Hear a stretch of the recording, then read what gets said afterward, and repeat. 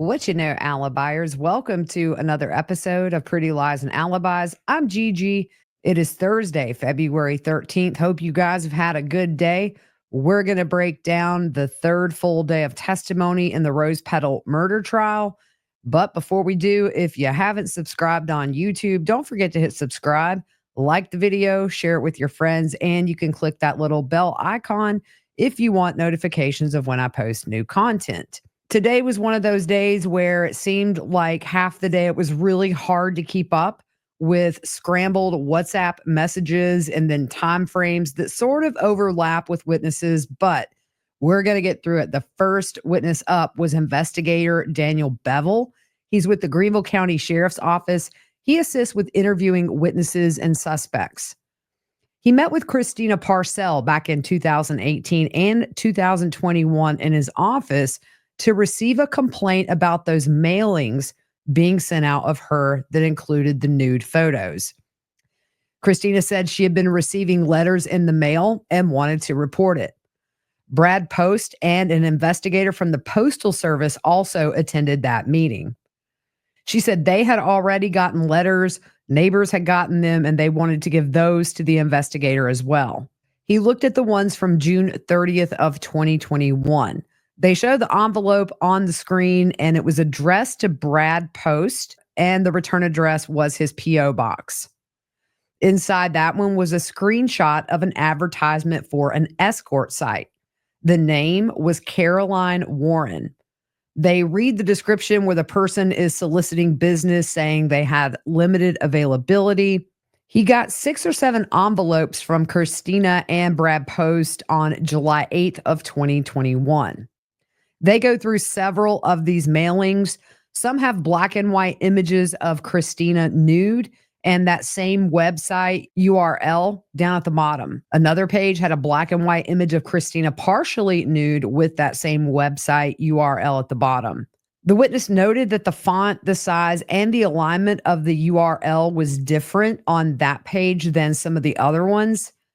One photo had Christina on all fours looking back at the camera, and one had her nude in the photo, which included male anatomy in that picture. A few were sent to Brad Post. One was sent to the guardian ad litem. Some were sent to neighbors. And then they have another exhibit which shows addresses with a checklist, and some of those were checked off. They show the envelope addressed to the guardian ad litem. That one was sent from Knoxville, Tennessee on July 8th of 2021. We know that they traced Zachary Hughes's phone to Knoxville, Tennessee during that time frame. Another checklist that they showed the jury shows Brad's neighbors' addresses with some of those crossed out, as well as Christina's dad's cigar bar. And inside the mailings was a little note. It said, please find enclosed photos of and information pertaining to one Christina Parcell, aka Caroline Warren, paramour of Bradley Post. And it also had his address listed. Christina told the witness that John Mello had possession and custody of the photos, so they started looking into him as the source. The witness went online and typed in the URL, but the page was inactive. It redirected him to another escort website. On cross, is it possible the website existed but was taken down? And the witness said yes. You said this was advertising prostitution, which is illegal, and often people use aliases on these sites. The witness says yes. They ask if the person who was nude in the photos was Christina Parcell. Yes. Did Christina contact you directly? The witness said yes. And she calls you again because you had met with her and Brad in 2018? Yes. And that was it for that witness. He does remain under subpoena. The next witness, Michael Nicholson, he's a U.S. Postal inspector. He's now retired. He said they're pretty much like the FBI of the post office. They can investigate mail theft, fraud, identity theft, and harassment and stalking through mail. He also met with Christina and Brad with the previous witness. He was there at the meeting to determine if there was enough evidence for federal charges at some point. They could tell where the mailings originated from, which was here in Greenville, South Carolina, as well as Knoxville, Tennessee. On cross, the defense asks, "How did you and I meet?" And the witness said, "When you were an assistant U.S. attorney and we worked many cases together." And that was it. The next witness, Master Deputy Blake Wolf. He's with the Greenville County Sheriff's Office. He's the co-lead investigator on this case. He was also involved in the harassment case years back. And during the investigation into Christina's murder, he got a search warrant for Zack's Gmail account. He also got a search warrant for John Mello's account. He had access to emails, photos, and conversations that were on those accounts. He did find conversations between Mello and Zack Hughes. They were talking about Christina. They were calling her Sweet Caroline Warren. And they get into some of these emails, which he said were in the hundreds between the two of them. One caught his attention, which was forwarded from Mello to Hughes. It came from what was said to be a company called Mullins Investigations, and the email was from Proton Mail. So he looked into this investigations company and found no company with that name. He also contacted the state law enforcement division because private investigators have to register with them. They had no record of that company. Proton Mail is a company that's based in Switzerland where privacy laws are different than here in the US. You don't have to give any personal information when signing up. They do not comply with search warrants, and they make their business with guaranteeing that you stay anonymous. Attached to the email was that same advertisement in the 6 packages the previous witness covered. The email was from May 16th of 2021, and it had John Mello's email signature. He's a house producer and a vocalist. It listed addresses for New York, South Carolina, Georgia, Europe, Italy, and also had a phone number that he used on WhatsApp. He also got a search warrant to get records from Verizon for Zack's phone. He knew some packages were mailed in Greenville and then some in Tennessee, and wanted to see where Zack was on those dates and times by looking at what cell phone towers he pinged off of. We know that they determined Zack was in Greenville on the dates they were sent from here, and also in Knoxville on the dates the packages were mailed from there. John Mello returned to the U.S. on October 22nd, which was shortly after Christina's murder. He flew into Charlotte and was arrested there for custodial interference. Authorities in North Carolina said he did not have a cell phone on his person when he was arrested. On cross, the defense asks if Mello was exonerated of the child custody interference charges. Yes. They ask if he saw the website when it was up. No. Is it possible the website had photos of Christina and was a vehicle to advertise prostitution, which is illegal? And the witness said yes. On redirect, the state asks, you can't say if that website was active or not. No. The next witness, Charlie Cunningham, he's an investigator. He's with the intelligence unit and works with electronic evidence. He uses Celebrite, which we hear about in pretty much every case we cover these days. He extracted Zack and Christina's cell phones. She had several phone numbers in use. The one that they referred to ended in 5142. They refer to that as the clone phone. Zack's cell phone, on the first extraction, they found the passcode was locked. But they did get some preliminary information, such as the cell phone number. There was some data that was extracted. And after they got that, the witness did what he called a brute force for the passcode, which is running it through a software program that tries to decrypt the passcode. The software program then puts that raw data into an order that investigators can use to look at on a computer. It's similar to what a phone would show in categories like photos, internet search history, files, Facebook accounts, email, things of that nature. He got data on messages from the phones. WhatsApp, Facebook Messenger, and regular text messages were the main ones used associated with this case, with WhatsApp seemingly being the preferred app between him and Mello. The witness reviewed over 1,000 messages between the two men. That first message was October 7th of 2020. The last message on WhatsApp between the two was October 13th of 2021, the day Christina was murdered. A lot of the messages on WhatsApp were deleted between Zack and John. They were able to recover some with the forensic software. On October 7th of 2020, that first message, it's John, Zack. It took 2 years for them to crack Zack's phone. There was a lot of court drama associated with this. Zack said he forgot his passcode, and it went on for a while. On cross, you said you were asked to do numerous cell phone extractions in this case. They didn't ask you about one. The lead investigator was Sparks. In his investigation, he seized more than one phone that belonged to Brad Post. Yes. You conducted an extraction on at least one cell phone the investigator seized from Brad Post. And this occurred in October of 2021 after Christina's murder. The witness says yes. After you conducted an extraction of his cell phone, you contacted the Greenville County Sheriff's Office. There's an objection. The jury is sent out. And the defense attorney essentially is walking the line like Johnny Cash, because we know what was found on Bradley Post's phone, which obviously, once it was seen, was given over to investigators, and he is in jail with some really serious charges. Ultimately, the judge overruled that objection. And so the defense asked, you contacted investigator Arnett after you did the extraction. The witness said he did not, but another investigator did. And then he's asked, that extraction was made available to investigator Arnett, and the witness says yes.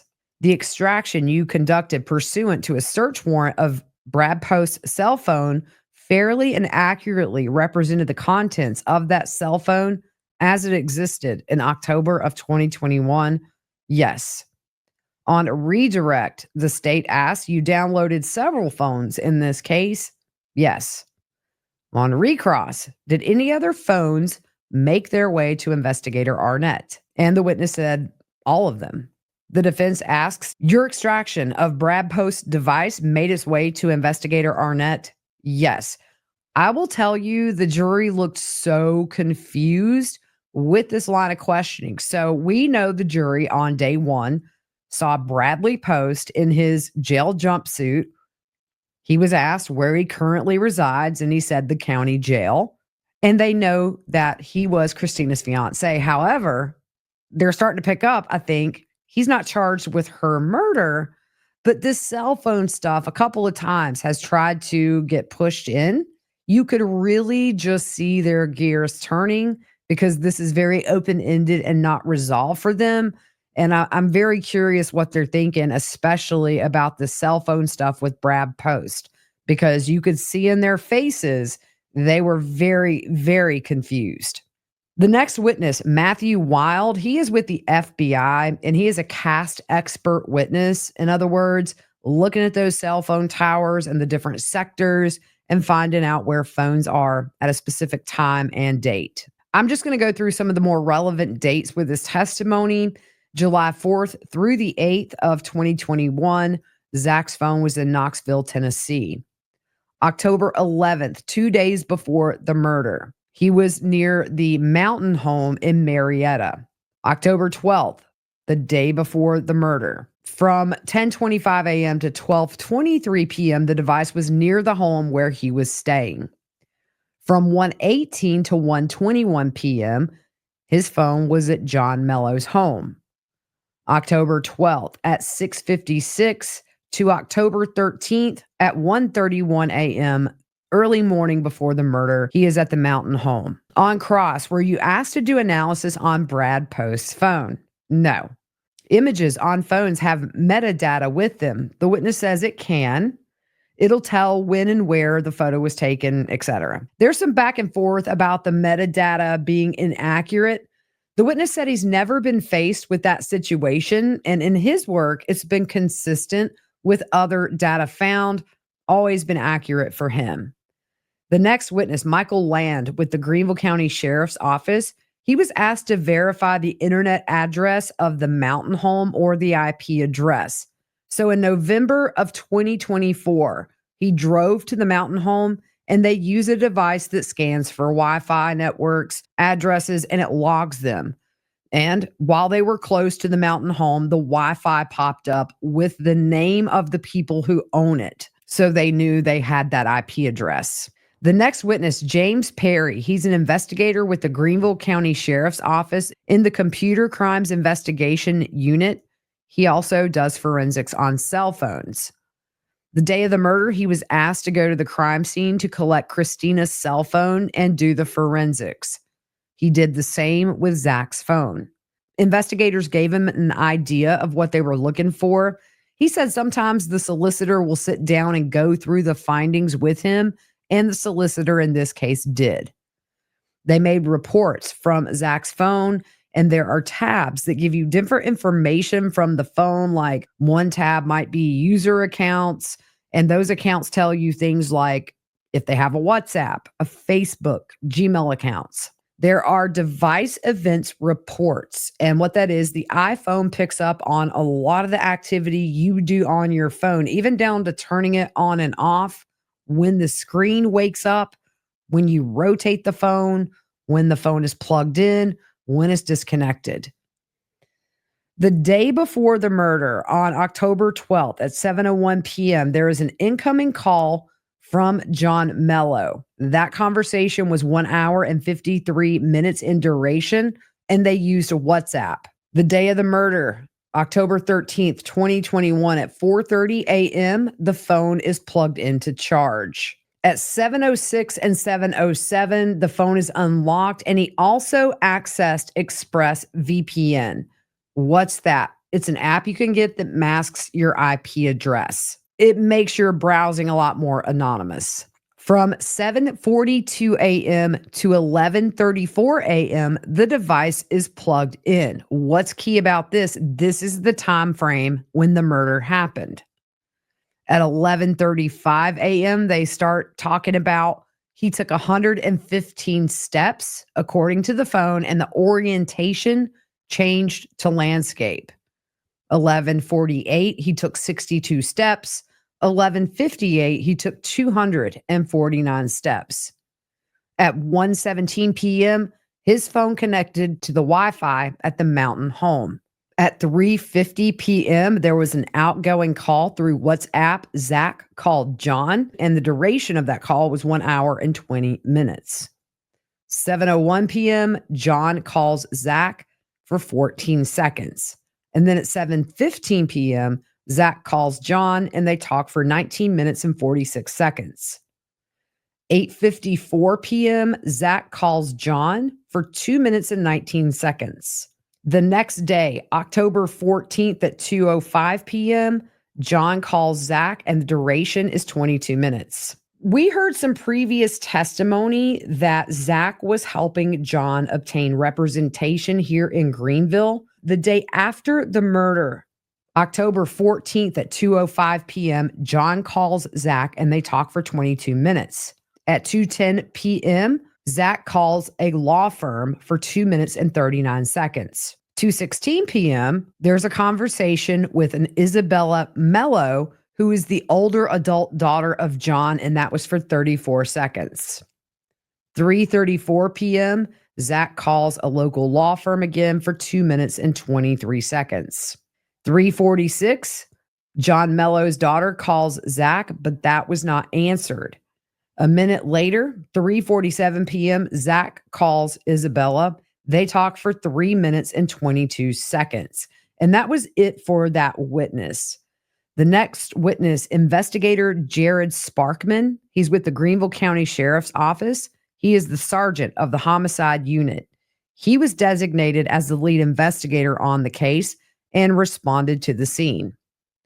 Once at the scene, he gets briefed and starts to delegate tasks.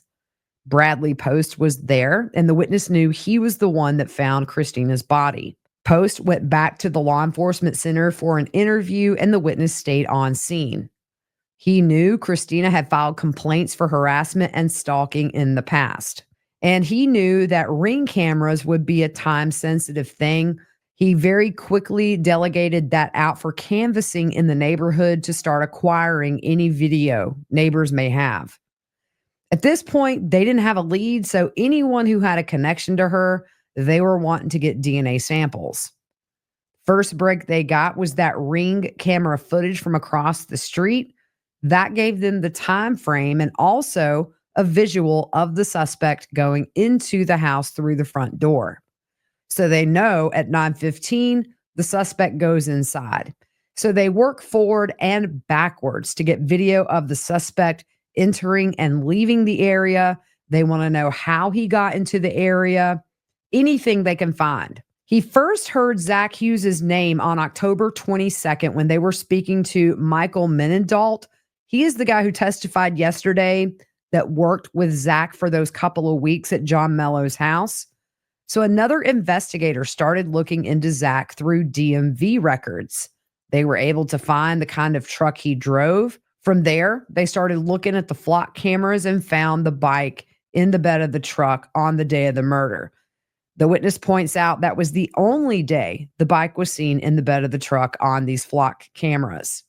On Zack's phone, they found WhatsApp messages. The messages were scrambled, y'all. It's literally like a word salad. The words are out of order. And this happens when a message is deleted and then recovered by law enforcement. It just scrambles it. WhatsApp is encrypted end to end. And when they send a search warrant there's nothing that WhatsApp can give them regarding the messages, but they can get user information that they have on file. They reviewed hundreds of WhatsApp messages and pulled what they thought was relevant to the investigation. This gets crazy, y'all. I'm not spending a lot of time on this because we all were just sort of looking at each other. There were a few that he interpreted for us, but if you go back and watch the live feed for today, it's just word salad. So the deleted messages they recovered, the first one, October 7th of 2020 at 11:40 a.m., that message from John, it says, Zack, it's John. Zack asks, how's it going on the other side? At this point, John was in Italy. In April, the 16th through the 17th, we know Christina was in Italy to bring their daughter back to the U.S. And on the 17th at 6:55 a.m., John texted Zack, dude, I've got Christina's private number. He provided Christina's phone number to Zack and says, harass the crap out of her. At 8:33 a.m. on April 17th of 21, John texts Zack an image that did not get recovered because it was deleted from the phone. But the state asked the witness, do you know when John emailed Zack nude photos of Christina? And the witness said it was around this time. At 8:37 a.m., Zack texts John, just did, great photo of her. And John responds, thanks. Zack says, let's talk later. I'm teaching. John responds, that's okay. Thank you, brother. Just a minute after that text, John tells Zack to buy a cheap burner phone from the store. John says he would pay for it. They ask the witness, why would people want a burner phone? And of course, the witness says when people are doing things they don't want others to find out about. We're into May of 2021 now. John texts another image, but it wasn't recovered because it was deleted. May 15th at 8:18 p.m., John texts Zack, escort, sweet Caroline Warren. On May 24th, there is a message that says mail. And so the witness explains this is probably around the time where they are starting to send the nude photos to people. 8:17 a.m., John texts Zack an outside mailbox. Zack responds, all right, I'm riding my bike that way. The truck won't be on camera. John tells Zack to wear a baseball hat and sunglasses. We found out that Zack visited John in Italy. On May 31st of 2021, there is a video on Zack's phone. It was a recording of a FaceTime between John and his daughter. Zack was seen in the video there in Italy. After that visit, Zack texted John and said he dropped something in a box outside and he rode his bike while doing it. John asked Zack, are you buying the postage online? John tells Zack this is going to ruin their weekend. The witness said their, meaning Christina and whoever got the letters. Zack responds to John, sounds like Post is low on funds. The prosecutor notes that Post is misspelled in this text message the same way it was misspelled on the package that was mailed to him. On October 12th of 2021 at 8:58 p.m., John texted Zack. Now, this is the day before the murder. John texts Zack something about a burden, a lawyer, and his daughter. The same day, the day of the murder, John texts Zack, "How did the music research go?" The investigator said he doesn't think it was music research he was referring to. There was an objection that was sustained. But Zack responded, "Good, I'll tell you over the phone." And John says, "Cool." That was the last WhatsApp message ever recovered from the two men. Moving on to the Gmails, there were hundreds of emails between Zack and John. The basic theme of most of them is that Zack was very, very involved. There's an objection that's sustained, but Zack was carbon copied or blind carbon copied on emails that John would send to his family court attorney. Zack would help John with writing or editing emails for documents that were going to be used in family court. John would tell his family court attorney that Zack could communicate with the attorney regarding the custody case, and there were emails where Zack was directly communicating with John's attorney. Zack ran errands in furtherance of the child custody case.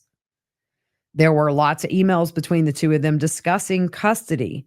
John is frustrated. He's going to different attorneys. If he gets frustrated with one, he goes to another. Zack was very aware of the custody dispute, and emails between Zack and John were very caring towards each other. There were messages where one would tell the other they loved them, and the other would say they loved them back. They looked at photos from Zack's phone from August 13th of 2021. One photo shows typing that says to John Mello and his lawyer, "Please find enclosed photos and advertisements of Christina Parcell, aka Caroline Warren." That had the escort ads that were mailed out to people. June 23rd, 2021. There was a screenshot of an image on Zack's phone. At the top, you could see what looked to be a video of John and another woman. In the body of that, it says, "Shoot me an address to mail the child's chocolate to." And the address is given. They did not say who the recipient of this text message was, but the prosecution asks the witness if John knows Christina's address, who also knows it, and the witness said Zack Hughes. The witness said John was fighting hard for custody, and Zack was fully aware of everything that was going on. The state asked the witness what's one way John could be assured he would get custody, and the witness says if he made sure Christina was dead. They determined Zack put his phone in airplane mode because the extraction showed that it came out of airplane mode the day of the murder at 2:22 p.m. and 2:32 p.m. And the last bit of testimony was just time and locations from October 11th through the 13th. So 2 days before the murder up to the day of. All of this came from device location, phone records, witnesses, the trail cam, flock cameras, and the Ring doorbell cameras. October 11th, 2 days before the murder, from 10:05 to 10:56 a.m., the trail camera shows Zack at the mountain home. October 12th at 1:07 p.m., the phone is at the home where Zack is staying, and then at John Mello's house. The day of the murder, 6:56 to 1:32 a.m., the phone is at the mountain house. 4:30 a.m., the phone is plugged in and unlocked. Between 7:42 and 11:34 a.m., there's no activity on his phone. Also, the time frame that she is murdered. At 8:15 a.m. on the day of the murder, Donna Gorman, who testified a couple of days ago, identified Zack as being in front of her house, putting on gloves. And then at 9:15 a.m., that Ring camera shows the suspect going in the front door. 9:27 a.m., the suspect is seen on the bike. And again, a minute later at 9:28, still on the bike. 1:17 p.m., Zack's phone connects to the Wi-Fi at the mountain house. At 2:22 p.m., the bike is seen in the back of the truck at an intersection called Rutherford and Buncombe that is coming from the direction of the mountain home. 2:42 p.m., that device is back at the home where Zack is staying. At 6:16 p.m., the phone puts him on North Main Street in downtown Greenville. 7:33 p.m., a flock camera has him at an intersection called Lawrence and Washington. And at 7:15 p.m., this is when he has that 1 hour and 20-minute phone conversation with John Mello. And that was it for today. So a lot of dates, a lot of times, a lot of scrambled messages. My ears were smoking, y'all. Okay, so tomorrow, this state is expecting to rest. This witness will be on cross exam first thing in the morning. Then the state will call the medical examiner and also a witness who will go through the results of the DNA swabs that were taken throughout the investigation. The defense is putting on a case. Whether or not they start tomorrow remains to be seen. I do know Monday there is no court. So we'll see if they get kicked off tomorrow or start fresh on Tuesday. But that's it for today. Appreciate you guys hanging out with me. Hope you have a good rest of your evening. We will see you soon.